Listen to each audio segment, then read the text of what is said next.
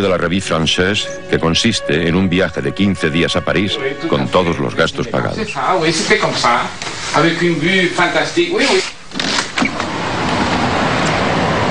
Para mí es muy emocionante estar en este balcón donde estuve pues en enero de 1958, después de un vuelo en Avianca interminable de 30 horas con escalas en 4, 5, 6 ciudades.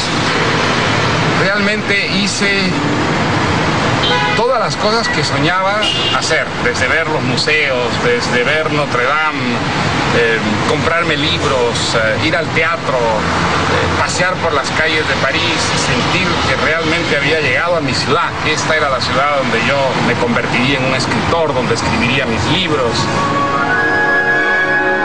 Este viaje le abre el apetito de volver y un año más tarde Vargas Llosa consigue una beca para irse a estudiar a España.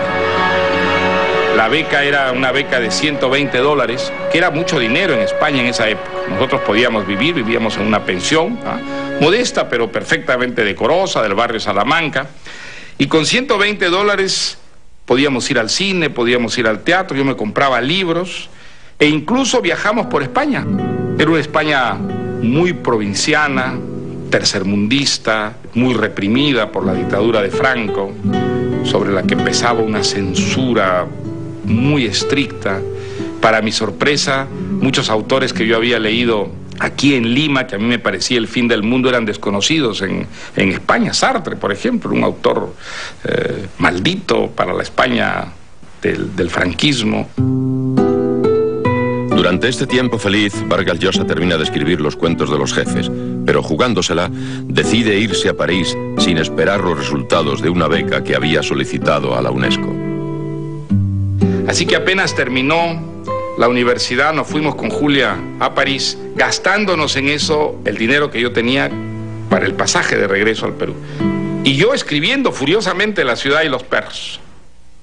Luego, en septiembre, llegó finalmente la lista de los becarios y yo no estaba en esa lista. Así que nuestra vida se volvió sumamente precaria.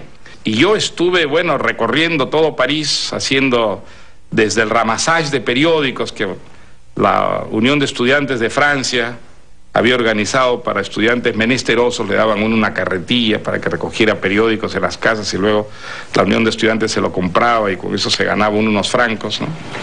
Hasta que finalmente conseguí un trabajo que era el mejor de todos para mí en la radio televisión francesa. Era un trabajo de noche y tenía prácticamente todo el día libre para escribir.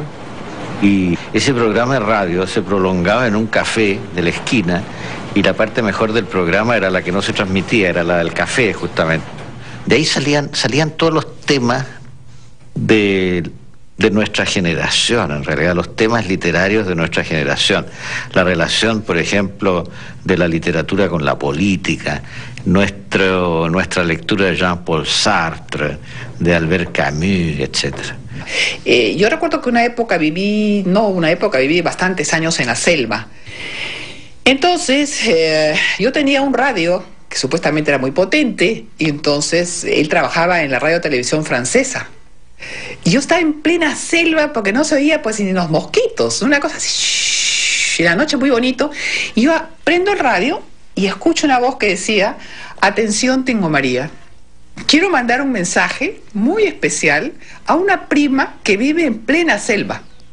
Yo me quedé tan sorprendida que no sabía a quién comentar, le gritaba: ¡ay, qué maravilla!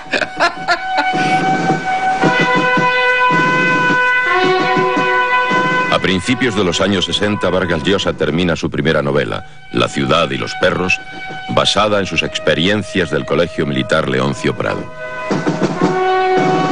Cuando yo terminé La ciudad y los perros, pues la presenté a distintas editoriales, me la rechazaron todas, y quedé bastante, digamos, desmoralizado, con los rechazos. Me acuerdo, Ruedo Ibérico la rechazó la editorial Losada.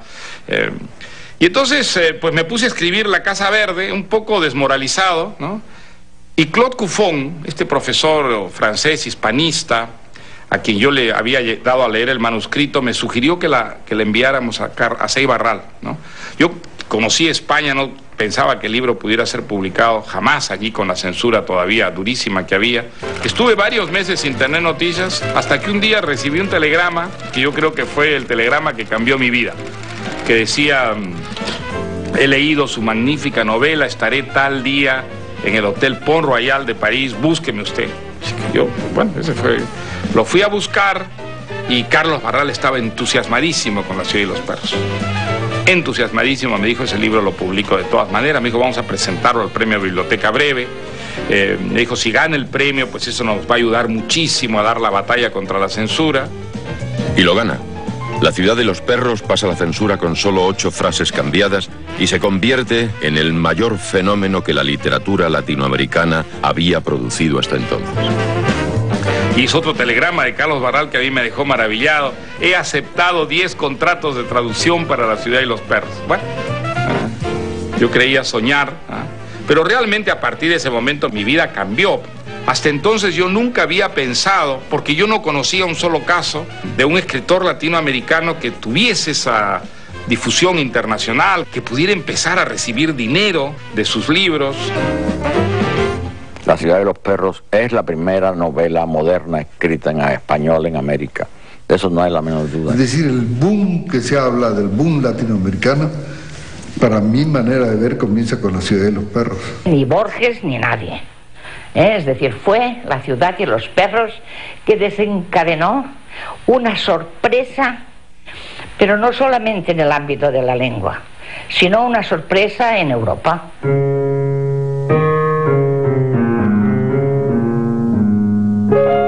En 1964, cuando su carrera literaria despega, el estrepitoso matrimonio con la tía Julia llega a su fin.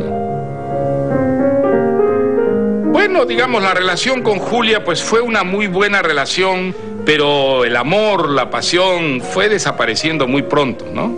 Y quedó más bien una rutina y diríamos, un aprecio mutuo, ¿no? Pero eso no basta para sostener un matrimonio, ¿no? Y nos separamos en buenos términos. La verdad que durante un buen tiempo la relación, aunque distante, fue cordial. Solo se crispó y envenenó cuando publiqué la tía Julia y el escribidor, que Julia tomó bastante mal. Vargas Llosa demuestra su infatigable fidelidad a la familia al casarse en 1965 con su prima hermana Patricia Llosa, quien desde entonces no solo ha sido su esposa, sino también su brazo derecho. Cuando yo fui a vivir a Europa, fui a encontrarme con un primo hermano. Me acuerdo que se convirtió casi en un compañero para mi hermana y para mí, porque de la mano de él pues íbamos a los museos, comenzamos a leer, y yo creo que de pronto en un momento dado pues esa relación se transformó en otra cosa, ¿no?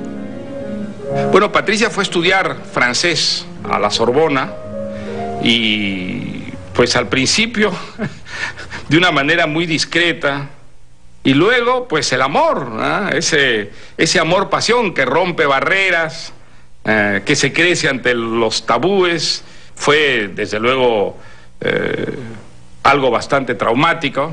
Y por supuesto para la familia un nuevo escándalo. Eso fue catastrófico. Fue catastrófico porque eso sale un poco a raíz del accidente de mi prima Wandita, que muere en un accidente y Mario va a reconocerla. Entonces ahí como que se destapa esto.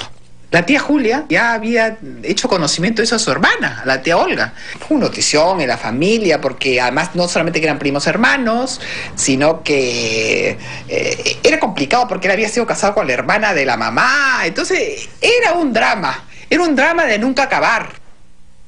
Los amores con Patricia continuaron a la distancia, pero bueno, fue una prueba a la que esa relación resistió.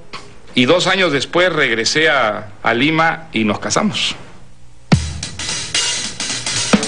Al poco tiempo de casados, los Vargas Llosa se instalan en Londres, donde viven con sus 2 primeros hijos, Álvaro y Gonzalo.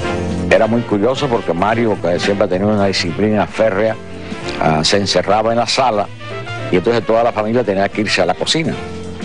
Y había unas ratas enormes merodeando por todas esas partes y Patricia le tenía un miedo enorme a esos animales. Era para tenerle miedo, no eran ratas, eran nutrias realmente. Y como nutrias se nutrían de todo lo que podían comer en esa casa. Para sostener a su familia, Vargas Llosa se hace profesor de la Universidad de Londres hasta que la superagente literaria Carmen Balcells llega a su rescate. La leyenda dice que yo financié a Mario la escritura de su novela, que lo saqué de la escuela horrorosa donde estaba dando clases. Todo esto es una parte real, porque fue así realmente, no es que sea mentira, pero no fue ese el motivo que a mí me motivó a hacerle esa oferta.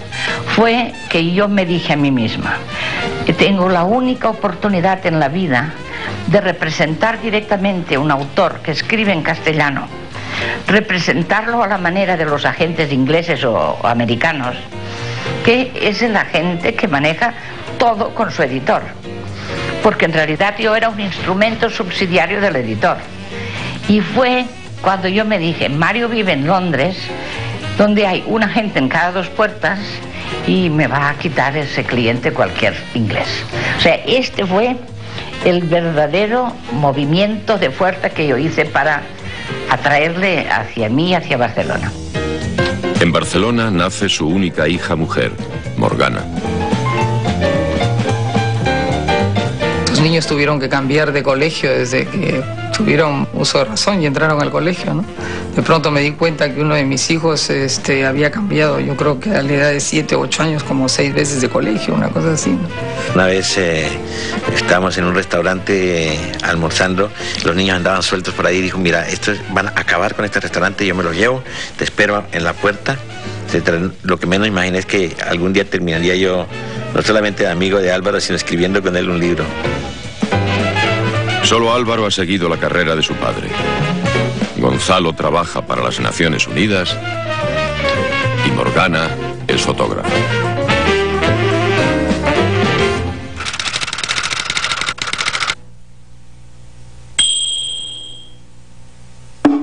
Después de La ciudad de los perros, Vargas Llosa escribe 2 de sus grandes novelas.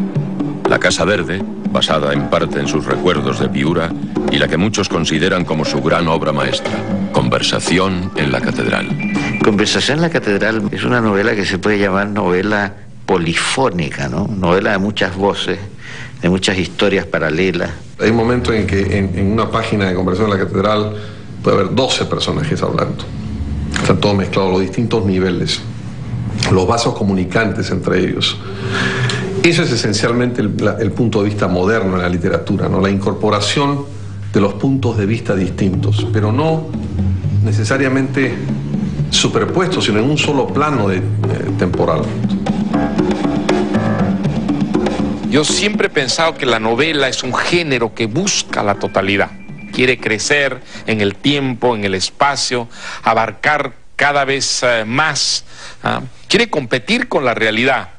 Por eso utilicé yo en el libro sobre García Márquez esa fórmula alegórica. Una novela es un deicidio, es rehacer la obra de Dios, crear una realidad a imagen y semejanza de uno mismo, del novelista que crea, que inventa.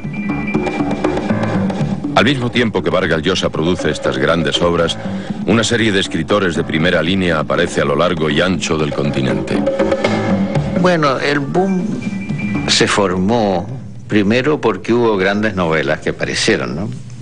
Apareció Rayuela, apareció La ciudad de los perros y después La Casa Verde, aparecieron las mejores novelas de Carlos Fuentes, que son para mí La muerte de Artemio Cruz, y La región más transparente.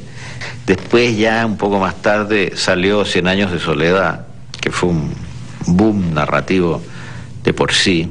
Así que eso formó lo que se llamó el boom latinoamericano. Tenía unos paradigmas morales que eran franceses, que eran Marot, eran Camus, eran Sartre.